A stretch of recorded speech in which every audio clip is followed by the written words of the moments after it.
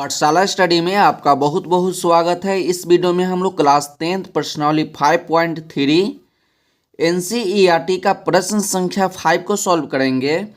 प्रश्न संख्या 5 में आपको दिया गया है कि किसी एपी का प्रथम पद 5, अंतिम पद 45 और योग 400 है, तो पदों की संख्या और सार्वभौम अंतर ज्ञात कीजिए। तो सबसे पहले हम लोग क्या करते हैं, प्रश्न को समझ लेते हैं और इसमें जो जो चीज़ दिया गया है उसको नोट कर लेते हैं। उसके बाद हम प्रश्न को बहुत ही अच्छे तरीक़ा से सॉल्व कर लेंगे। यदि वीडियो अच्छा लगेगा तो वीडियो को लाइक कर दीजिएगा और चैनल को सब्सक्राइब कर दीजिएगा। तो चलिए अब हम प्रश्न को सॉल्व करते हैं। तो सबसे पहले प्रश्न में दिया कि किसी एपी का प्रथम पद 5, क्या बोला कि प्रथम पद 5, और प्रथम पद हम लोग यहाँ लिख लेते हैं कि प्रथम पद। और आप जानते हैं कि प्रथम पद को हम लोग ए से सूचित करते हैं। प्रथम पद को हम लोग ए से सूचित करते हैं, तो ए का मान आपका हो गया 5। उसके बाद आपको दिया है अंतिम पद, और उसके बाद प्रश्न में क्या दिया गया है कि अंतिम पद, और अंतिम पद को हम लोग ए एन से सूचित करते हैं। अंतिम पद और अंतिम पद को हम लोग ए एन से सूचित करते हैं, तो ए एन का मान आपका हो गया 45। अब प्रश्न को ध्यान से देखिएगा। प्रथम पद, तो प्रथम पद को हम लोग ए से सूचित करेंगे, तो ए का मान आपका हो गया 5। उसके बाद बोला कि अंतिम पद 45 है, तो अंतिम पद को हम लोग ए एन से सूचित करेंगे, तो ए एन का मान आपका हो गया 45। उसके बाद बोला कि योग जो है 400, और आप जानते हैं कि योग को हम लोग एस एन से सूचित करते हैं। योग को हम लोग एस एन से सूचित करते हैं, तो एस एन का मान आपका हो गया 400। उसके बाद आपको प्रश्न में बोला कि पदों की संख्या, और आप जानते हैं कि पदों की संख्या को हम लोग एन से सूचित करते हैं। क्या बोला, पदों की संख्या, और पदों की संख्या को हम लोग एन से सूचित करते हैं, तो एन का मान आपसे पूछा कि क्या होगा। और उसके बाद बोला कि सार्वभौम अंतर ज्ञात कीजिए। पदों की संख्या और सार्वभौम अंतर ज्ञात कीजिए, और सार्वभौम अंतर को हम लोग डी से सूचित करते हैं। सार्वभौम अंतर को हम लोग डी से सूचित करते हैं, यानी इस प्रश्न में एन का मान और डी का मान ज्ञात करना है कि कितना होगा। और यहाँ पर आपको दिया गया है ए का मान, ए एन का मान और एस एन का मान दिया गया है। इस तीनों के मदद से हम लोग एन का मान और डी का मान ज्ञात करेंगे। तो चलिए यहाँ पर हम लोग एक फार्मूला लिखते हैं। सबसे पहले हम लोग लिखते हैं फार्मूला, और फार्मूला हम लोग लिखेंगे एस एन का। एस एन बराबर, एस एन का फार्मूला होता है कि एस एन बराबर N by two. S N बराबर N by two bracket 2a plus N minus 1 into D. उसका ब्रैकेट बंद कर लेंगे। फार्मूला को आप ध्यान से देखिए कि एस एन बराबर N by two 2a plus N minus 1 into d. इसके बाद थोड़ा सा आप समझिए, देखिए यहाँ पर हम लोग लिख चुके हैं कि एस एन बराबर एन बाई टू।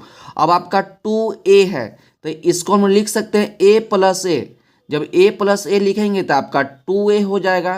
तो इसको हम लोग क्या लिखे, a प्लस ए, उसका plus N minus 1 into D, इतना लिख लिए।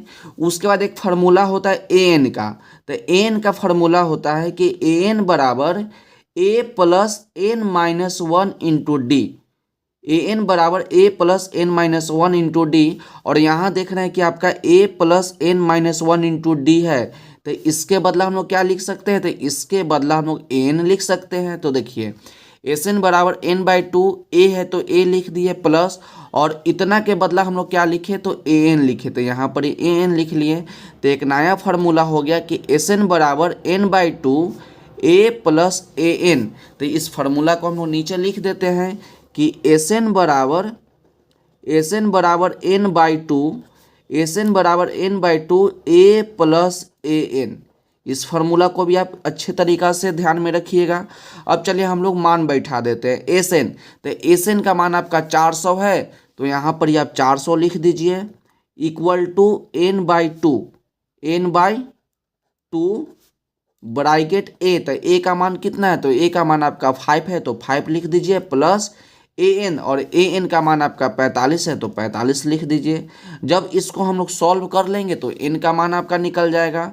तो देखिए इधर हम लोग क्रॉस गुना कर देते हैं। 400 के नीचे कुछ नहीं तो 1, तो क्रॉस गुना, तो 400 गुना 2 हो जाएगा। तो यहाँ लिख दीजिए 400 गुना 2 इक्वल टू यहाँ पर ये आपका हो गया n इक्वल टू सॉरी गुना है, ब्रैकेट और n के बीच में कुछ नहीं तो गुना है 5 + 45, तो दोनों को जोड़ लेंगे तो आपका यहाँ पर ये आपका हो जाएगा 50। और आपको क्या करना है, n का मान ज्ञात करना है। तो आप देख सकते हैं कि n × 50 है, n गुना 50 है, तो यहाँ से हम लोग 50 को हटाएंगे, तो 50 को हटाएंगे तो गुना में है तो आपका भाग में हो जाएगा। तो हम लोग इस प्रकार से लिखेंगे 400 गुना 2, और 50 जो है आपका गुना में है तो आपका भाग में नीचे चलाएगा, तो नीचे आपका 50 हो जाएगा इक्वल टू इधर आपका बच जाएगा n। अब इसको काट दीजिए, 1 0 से 1 0 आपका कट जाएगा, और 5 से 40 आपका कट जाएगा 8 बार में। उसके बाद 8 को 2 से गुना करेंगे तो 16 हो जाएगा, तो n इक्वल टू 16। इसको हम लोग सीधा कर लेते हैं, तो n इक्वल टू कितना हो जाएगा, 16 हो जाएगा। तो n का मान हम लोग बहुत ही अच्छे तरीक़ा से निकाल लिए। आपको प्रश्न में बोला था कि n का मान ज्ञात कीजिए और d का मान ज्ञात कीजिए, तो n का मान हम लोग ज्ञात कर लिए। अब हमको ज्ञात करना है d का मान। तो d के मान ज्ञात करने के लिए फिर से एक नया फार्मूला लिखेंगे। तो यहाँ पर लिखेंगे हम लोग फार्मूला, और फार्मूला आपका लिखेंगे हम लोग an का। तो an बराबर a + n-1 into D. Formula आपका क्या हो गया, an बराबर a + n-1 इंटू डी। यहाँ पर हम लोग पुट करेंगे an का मान। तो an का मान कितना दिया गया है, तो an का मान ऊपर आप देख सकते हैं कि an का मान आपका 45 है और a का मान आपका 5 है। तो an का मान आपका 45 और a का मान हम लोग पुट करेंगे 5, और n का मान कितना निकाले हैं, तो n का मान हम लोग निकाले हैं 16। तो यहाँ लिखेंगे n का मान 16। तो जब हम लोग n का मान, a का मान और n का मान रख देंगे तो आपका d का मान निकल जाएगा। तो an का मान आपका 45 है, तो यहाँ पर यह 45 लिखिए इक्वल टू a। तो a का मान आपका 5 है, तो 5 लिखिए प्लस n-1। तो n का मान आपका 16 है, तो 16 - 1 और इंटू में आपका d। अब देखिए यहाँ पर आपका 45 है, तो 45 लिखिए इक्वल टू के इधर आपका प्लस में 5 है, तो इक्वल टू के इधर बुला लेंगे तो आपका माइनस में 5 हो जाएगा इक्वल टू। अब देखिए 16 - 1, तो 16 में से 1 जाएगा तो आपका 15 बचेगा इंटू में आपका डी। अब 45 - 5, 45 - 5, तो 45 में से 5 जाएगा तो आपका 40 बचेगा। तो 40 इक्वल टू हो जाएगा 15 इंटू डी। और हमको ज्ञात करना है डी का मान, तो इस 15 को हटाएंगे।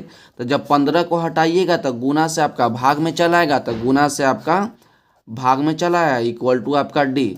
अब इसको हम लोग काट देते हैं 5 के टेबल से। तो 5 के टेबल में 15 जो है आपका 3 बार में, और 5 के टेबल में आपका 40 जो है 8 बार में। तो आपका इधर बच गया 8/3 इक्वल टू डी। तो इसको हम लोग सीधा करके लिख सकते हैं कि डी इक्वल टू 8/3। तो हम लोग d का भी मान निकाल लिए। तो हमको प्रश्न में यही ना बोला था कि n का मान ज्ञात कीजिए, पदों की संख्या ज्ञात कीजिए। तो पदों की संख्या आपका हो गया 16, और उसके बाद बोला था कि सार्वअंतर ज्ञात कीजिए। यहाँ पर आप देख सकते हैं बोला कि पदों की संख्या ज्ञात कीजिए, तो पदों की संख्या आपका n, तो n का मान आपका 16 हो गया। और उसके बाद बोला था कि सार्वअंतर ज्ञात कीजिए, तो सार्वअंतर आपका हो गया 8/3। तो नीचे आप लिखना चाहें तो लिख सकते हैं कि पदों की संख्या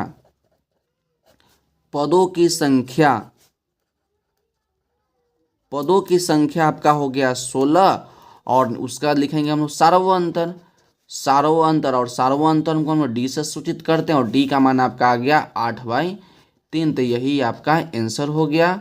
तो आज की वीडियो के लिए बस इतना है, मिलते हैं अगले वीडियो में। तब तक पढ़ते रहिए और बढ़ते रहिए। इसका स्क्रीनशॉट ले लीजिए ताकि बाद में आप इसको अच्छे तरीक़ा से नोट कर सके। आप ले लीजिए, आपका पहला भाग हो जाएगा।